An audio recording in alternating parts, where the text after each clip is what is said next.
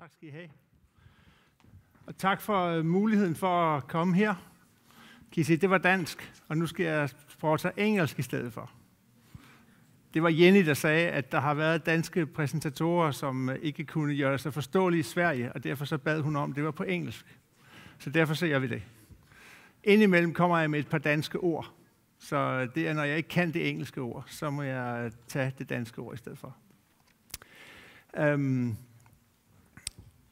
I come from the Danish Ministry of Education, Children Education and Gender Equality. It is a new government put into force at the 28th of June 2015. So we are still working on learning our new minister's policy. We had a minister for 4 years, and now we had the new one for 3 months. So we are still learning how to please her instead of pleasing the former one. In the ministry, we organized so that there's a department, and then there's a national agency for education and quality, and a national agency for IT and learning. And I am in the National Agency for IT and Learning, and I'm head of office for that office that conducts pedagogical IT in Denmark. So, in very short form, I'm responsible for more teachers and more pedagogues using more ICT in a nice way. In daycare, in primary, secondary school, and in adult education. Right. This is a bit more focused on other things than the other speakers today, because the other speakers, they have been into the classroom, many of them, and I will be mostly out of the classroom, but there's something in the classroom also. So I hope that this gives a picture of how the Danish conducting of IT in schools is working. Many of the speakers I have heard today, I've been here since the morning, and many of the speakers have said that in Denmark they're much far ahead of us, and I don't believe it is so actually. In some places maybe, but not many. The questions I was put today: does use of digital learning resources have a positive impact on learning? Is it possible to govern development and use of digital learning resources? That's where I would put my focus mostly. And then what are barriers and potentials? I will speak for about 30 minutes, and then we have 5, 6, 7 minutes at last for putting questions in Swedish. Then I can answer in Danish and translate into English if you don't understand. Okay. We had a reform of the Danish folkeskole in August 2014. It was a long political process, and some of you might have followed it. There was also a reform of the working hours of the teachers parallel to this reform, which has given quite a lot of problems because, set very black and white, teachers are very angry. And then it is not a good spot to make development when people are angry at each other. So it's been a very, very difficult process for us in the ministry to try to come with all good intentions and then just meet, well, we don't want to change or anything. Many teachers want to change, of course, but it has been a challenge, really. There was this reform. We went from curriculum-based learning to goal-oriented teaching, actually. So that teachers nowadays, they have to set a goal and then for each pupil see how far has this pupil gone in this lesson, in this week, in this year. And that is another way of working than they've been doing before. The mantra of the old minister, a former minister, and the mantra of the one who's there now, is that school must challenge all pupils to reach their full potential. And that is even if you're in a daycare, in a primary or secondary school, or if you're a grown-up, actually. What we did was to put IT in, make it an integrated part of the common objective in each subject in the school, and then also make it as a general theme called IT and media. And that means that we don't have IT as a tool anymore. We have IT integrated in all the subjects in school. That was a change, but not a big change, because we had done it a few years before, but now it is integrated in all subjects. What we also did was to, we was not me, was the Danish Folketing who did it. 500 million Danish kroner, maybe it is not that much, but it is more than is spent many other places. And we did it to increase and qualify the use of IT as an integrated part of teaching. And in the first place, it should run from 2012 to 2015, and it's prolonged 2016 to 2017 also. We give these 500 million Danish kroner from the government, and we have made an agreement with the local government Denmark, which is the Municipalities Association, that they will also put money into this project, actually also 500 million Danish kroner.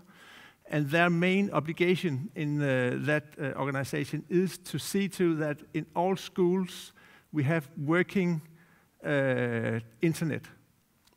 And that is a very, very large obligation, actually. The Danish Association of Municipalities says that in all schools in Denmark, all pupils in all places of the schools have access to IT at the same time.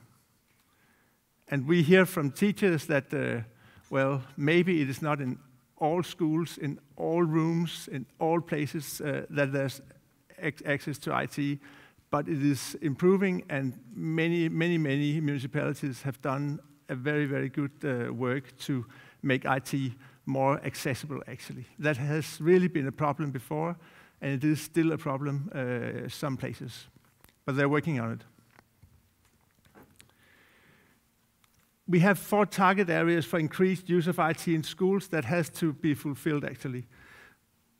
Research and knowledge of IT-based learning, we have to see more of that. We've also heard some of it in Håkan, for instance, is one of the ones in Sweden, and we have got some in Denmark too. You have to have network competencies and knowledge sharing, which is also an important part. Well-functioning IT infrastructure, which the municipalities has to see to. And then the development of market for digital learning resources, because our market for learning resources was very poor 4 years ago. Nearly all learning resources were analog, and we had to do something to push the market so that the municipalities could buy some digital learning resources, because they couldn't beforehand. There weren't any. This is some numbers to show how much we have invested in digital learning resources in the municipalities. In 2012, 50 million, and then 80 million or so. These are part of the 500 million Danish kroner I talked about beforehand. When a municipality wants to draw their part of the grant, we have a grant per pupil, so that is calculated in that way to the municipalities. If they want to buy a digital learning resource, for instance, which costs 100 kroner, then we give 50 kroner, and then the municipality has to pay the other 50 kroner. So it's not, we don't pay all 100 kroner, we only pay half. And therefore, some municipalities, they haven't used their drawing right, actually. They have such money, but they have only used this amount, maybe, because they want to spend money on other things, maybe a social thing, healthcare, roads, environment, anything else. But some municipalities, of course, they have spent all of their grant. This is showing the development in analog learning resources and digital learning resources. And as you can see, the light blue one, it has been steady. So more digital resources does not mean that the municipalities have bought less analog resources, which is a bit funny, actually. One of the big publishers said to me, actually in 2014, that his sale of analog resources had gone up with 30% from 13 to 14. But his sale of digital resources has gone up with 100%, but it is a much smaller amount. And that is exactly the same picture you can see there. So there's a long way. If we want to make the dark blue one bigger than the light blue one, there's a long way. Maybe it should not be so, I don't know. But the tendency in this is quite clear.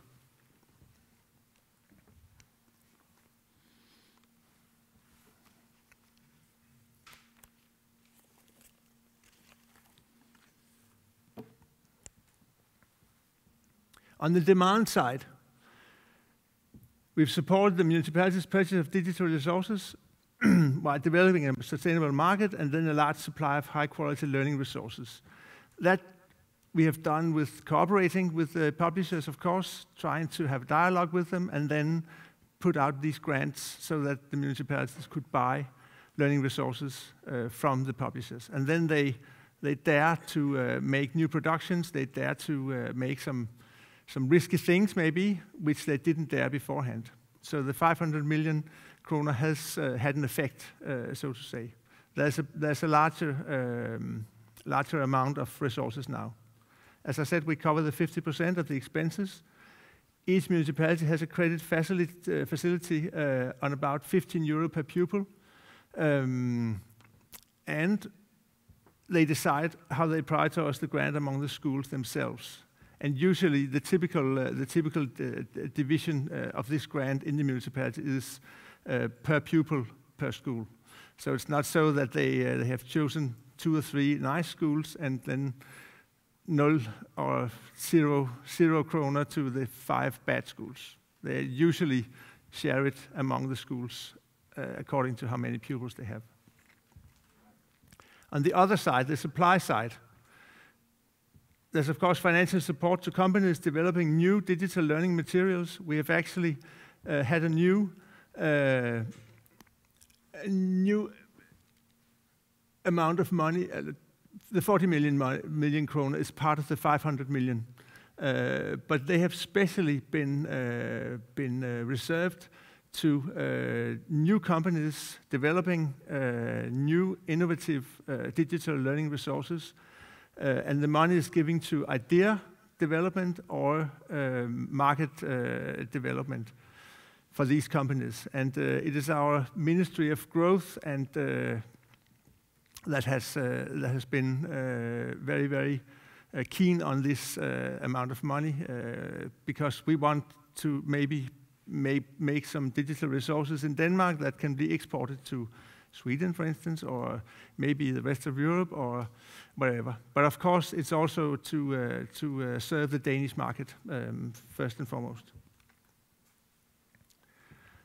This is just a slide that shows the development of the use of this government co-financing.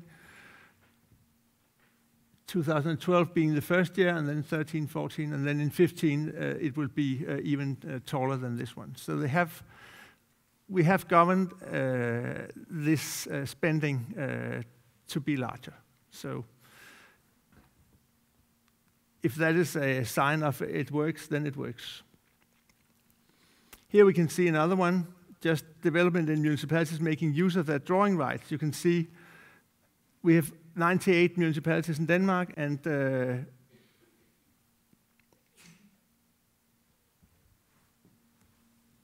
first one shows that in 2013, 30 of them didn't use a very large amount.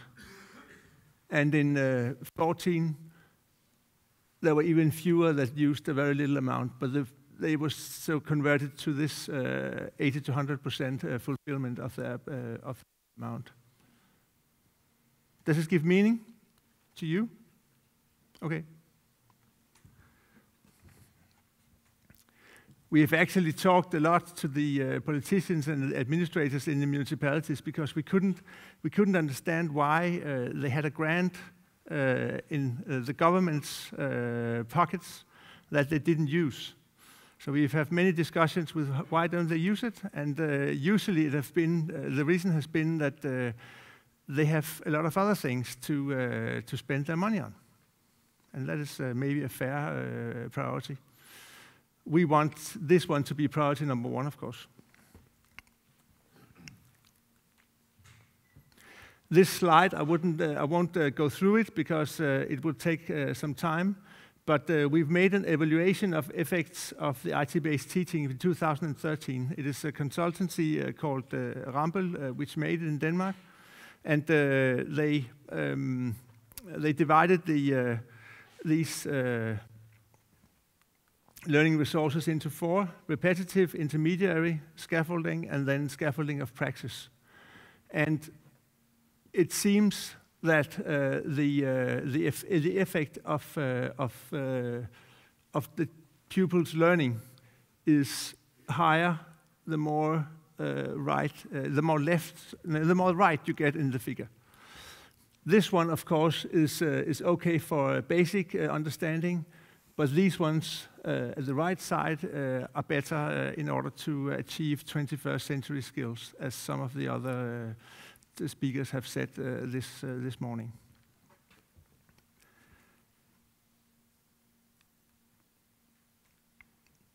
This one we awaited with some summer. What you call it? Summerbird? No, we call it when there's something in your stomach that you can't control. What do you call that? Summerbirds? No. Sommerfugl. Okay, yeah, okay, tak. I magen.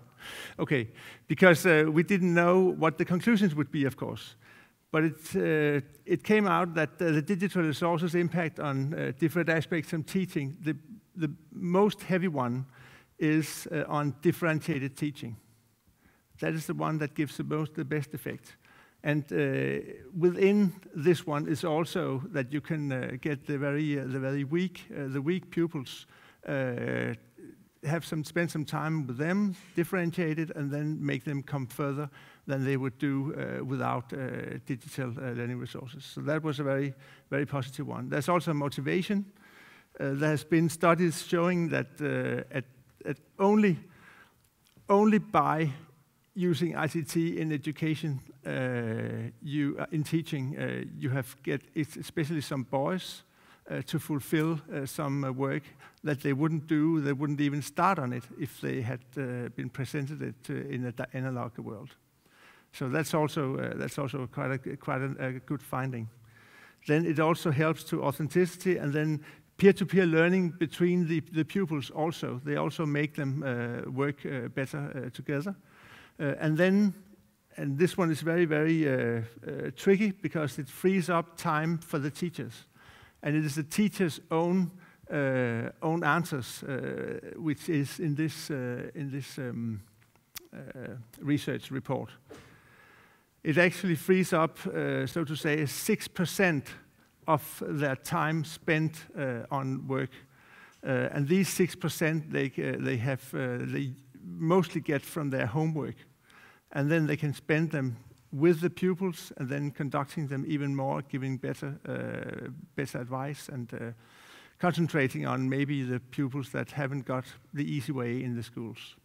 So it is quite a positive, but also a dangerous one, because in our finance Ministry of Finance, and they could say, okay, the 6% we just cut with 6% because you can do it faster now, and that is the risk you always have in these kinds of research. But till now, we have managed to keep the 6% and then make better teaching for the 100%.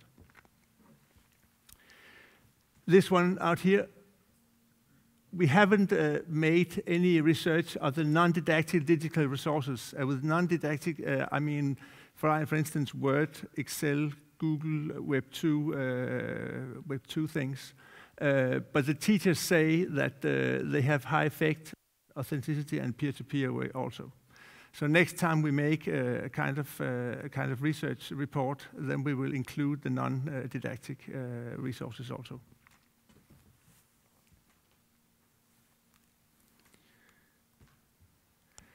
This one is a long one, but I think it is important. This report, ICILS, which is a computer and information literacy study, in which Sweden didn't take part, and I don't know why actually. Maybe one of you might know why. But Sweden is not within this report, so we can't make any connections between these conclusions. Danish pupils use computers more often than the average, but they are not very advanced in using ICT for instance, exchange of information. I've got a son who's now 19, and when he was 16, he asked me, how do you attach an Excel file to your mail? And he was 16 years of age, and he's on Facebook every 5 minutes, 24/7, but he couldn't just remember how to attach a file to a mail. And that is quite normal in this study. That was the normal result, actually. Danish teachers use to a lesser extent IT to investigate in cooperative activities compared to their counterparts in other participating countries. And that was that was worrying, actually. That they don't use it so much to collaborate is not very nice. When we hear also from Håkan Fleischer, who was not just there, that cooperating, teaching together is one of the very, very important skills that you have nowadays. Also to give on to the pupils. The other ones is that Danish teachers are the absolute top in terms of integrating IT in teaching. However, the results indicate that it is used for traditional type of teaching. So that is just having an interactive whiteboard, for instance, and then writing on that exactly as you used to do, having the pupil sitting here, and just replicating your old kind of teaching just with an electronic device.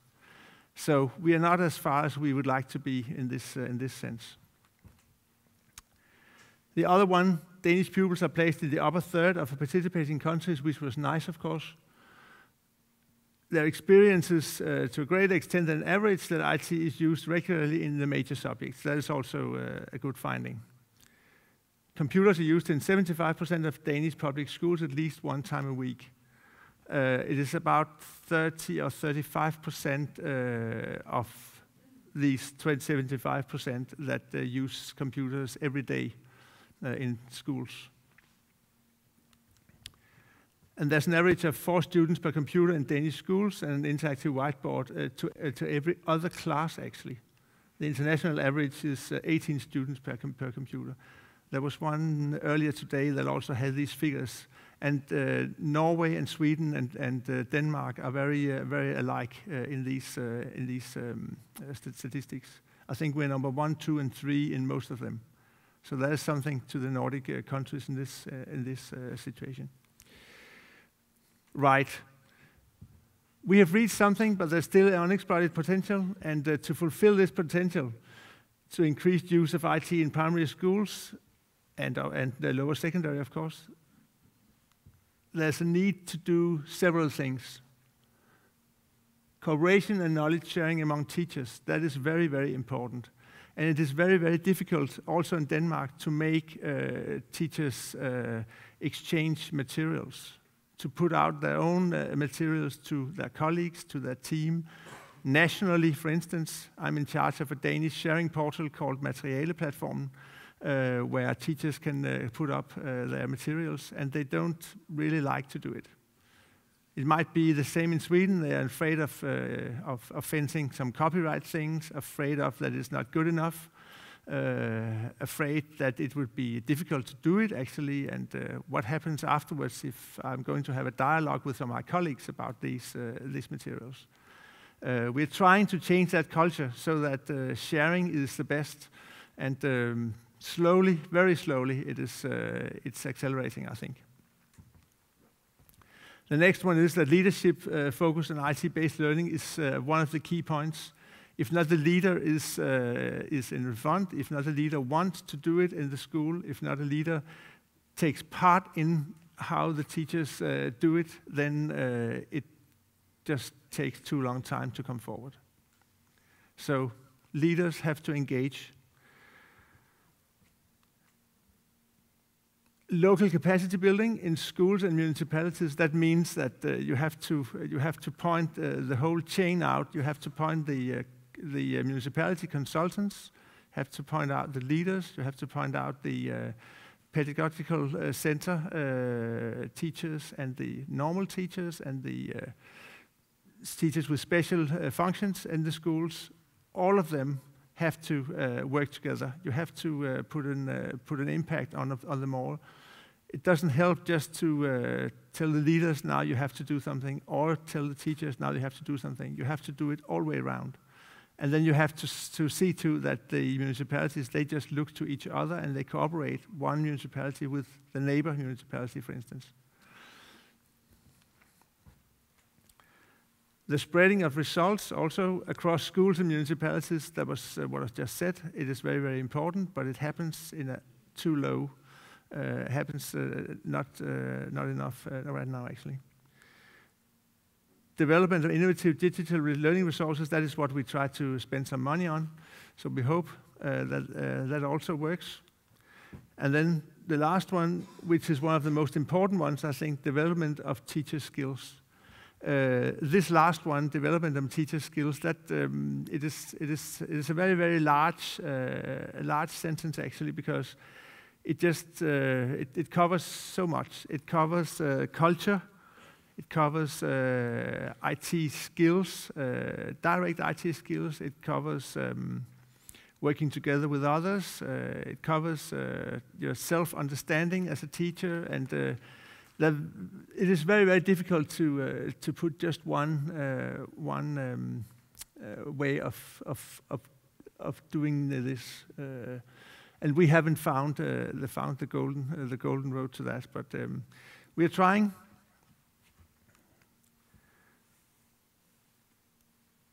This process of change, it is run from 2011, where we formulated this strategy and its initiatives.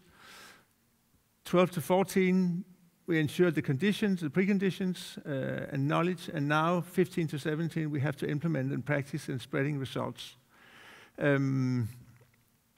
I would like to tell you now that a very large research project with 28 schools and an amount of about 30 or 35 million Danish kroner is just about to finish now. And there will be some very interesting results coming up in a report at about December, January maybe. It shows that if you put an emphasis on IT in the schools, if you have a target, if you have some researchers and some consultants very close, and you really want to make this way forward, then it changes the mindset of teachers and pupils that are involved in that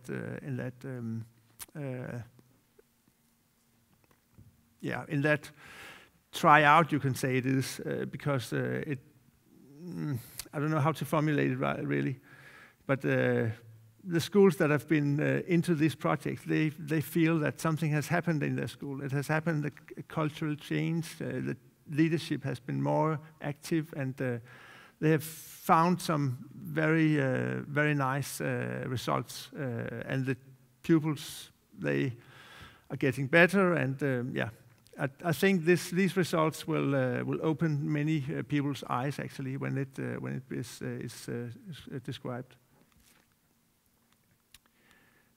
Again, network competencies, what have we done? We have made a network of teachers, and the teachers, they are just the local networks, and they have worked together in producing practice, what should we say it? Producing practice collaboratives, you could call it. So they have made their own digital learning materials together with other teachers from their own municipality, from municipalities in the neighborhood, and then they have shared them, and the teachers that have been involved in this case, they have been very, very pleased to be there. So that is also something we believe in. And then, as you see on the right side, the teacher's education. I don't know if how it is in Sweden, but in Denmark, when the teachers are educated, they are not all full-blown IT users. And one of the reasons why they're not full-blown IT users is that the educators of the coming teachers, they're not full-blown IT didactics and IT users actually. So therefore we have tried to put a new sentence into this. That one of the goals when a teacher is finished is that a pupil can plan, implement, and develop teaching with and about IT and media that support a pupil's ability to act as a critical investigator, analyzing recipient, purposeful and creative producer, and responsible participant. Those four are all competences that is part of the 21st century learning skills. And that is one of the goals in the school, but it hasn't been a goal in the teacher's education before now. So now we've just merged it, so it's both a goal for the teacher to the pupils in school. It's also a goal for the educating of teachers in the first hand. So it should make a connection, we hope. At last, research. What I told you before, this research project on 28 schools, and the five dots there is interesting, I think. Inclusion, differentiated teaching, that has showed very good results. Pupil involvement, own production, has also shown good results. Digital support for goal-oriented teaching. We've made a digital measuring kit actually so that every pupil can see how far has he come in this lesson, for instance, or in this day, or in this week, in according to achieve 1 or 2 or 3 of the goals in Swedish or English or math or whatever. And that is just making the dialogue between the pupil and the parent and the teacher much more qualified. Many teachers, they have said, well, I haven't been so aware before of how the pupils they were going forward in their progression. So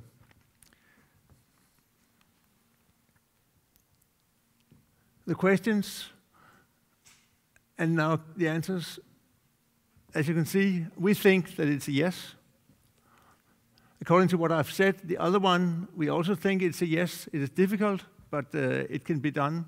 And I know that one of my colleagues, Christopher, he has been telling the Swedish, some from the Swedish Parliament, why money does some things, because there's been a will to discuss this, but not a will to spend the money in Sweden, as I've been told. So they tried to get my colleague over to say, well, in Denmark we have spent some money, why shouldn't you do that also? So I don't know what the result has been. And then the barriers and potentials at last here. The potentials, take them first.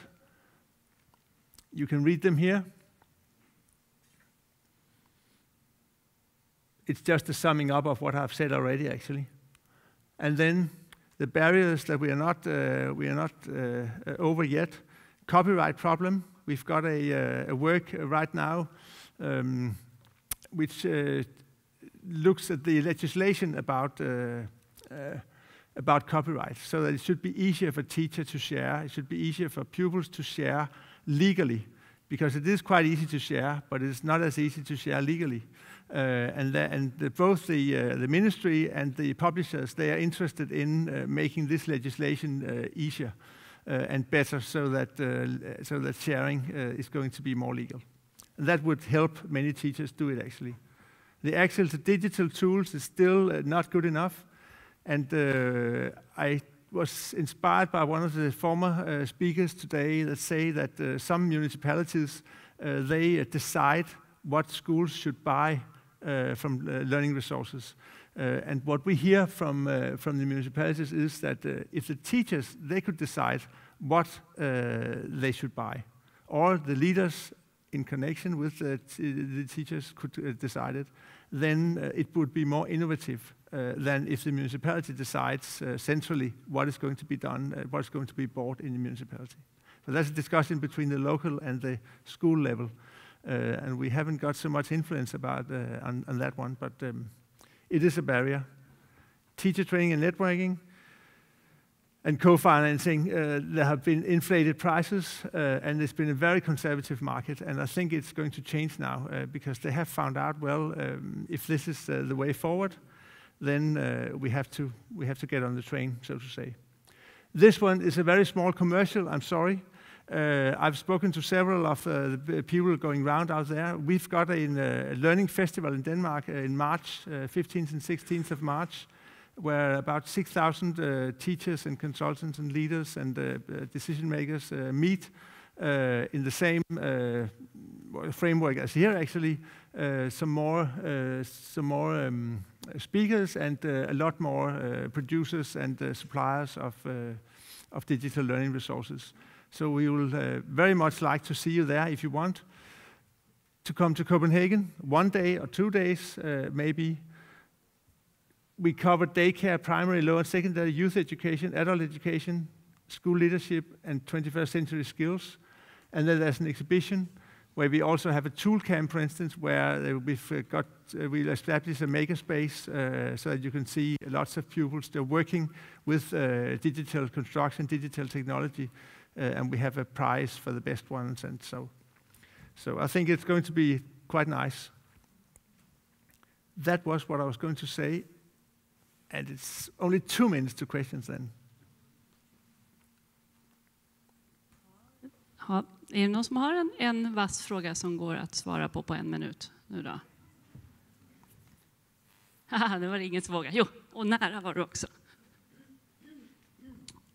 Jo, jag undrar, finns det någon slags motsvarande kurs? Som en gång i tiden så fanns det en kurs i svenska gymnasiet som heter datorkunskap. Finns det någon slags motsvarande sån kurs som gör IT till ett ämne? Mer tillsammans med den här integreringen. Har ni något sånt i Danmark? Altså for lærere eller for elever? For elever. Nej, det gør der ikke. Fordi det er integreret i fagene. Og derfor så har vi besluttet, at det skal der ikke være længere. Jeg tror måske, det kunne hjælpe nogle steder, at det stadigvæk var der, men det er blevet besluttet, at nu skal det integreres i fagene, og det er så sådan, det er. Ja. Någon mer fråga? Då passar jag på att ställa en fråga. Okay. Vi hoppas ju att vi ska få en nationell strategi. Vilket är det som ska stå överst på den, tycker du? Vilket der skal stå øverst på den nationale strategi? Det allra viktigaste på en nationell strategi i Sverige.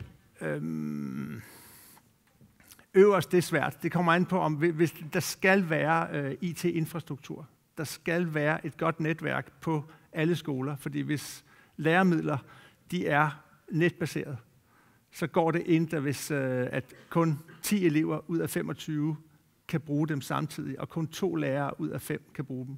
Så en velfungerende IT-infrastruktur. Og hvis det skal være andet end teknik, så vil jeg sige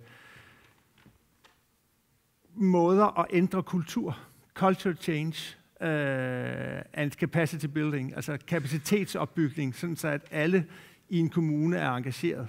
Altså at kommuneledelsen, politiske ledelse, den administrative ledelse, skoleledelsen og lærerne og det pædagogiske læringscenter, skolebiblioteket, at hele kæden er med i den her udvikling. Fordi ellers, hvis der er 1 eller 2 led, der mangler, så bliver det et problem at få det til at virke. Så alla ska med och infrastrukturen. Skrev Peter Karlberg upp det där om han är här? Alla andra, ja, du antecknade det. Bra. Han skal sidde i panel om lidt, så det kan spørge ham der. Tack så mycket, Finn. Selv tak.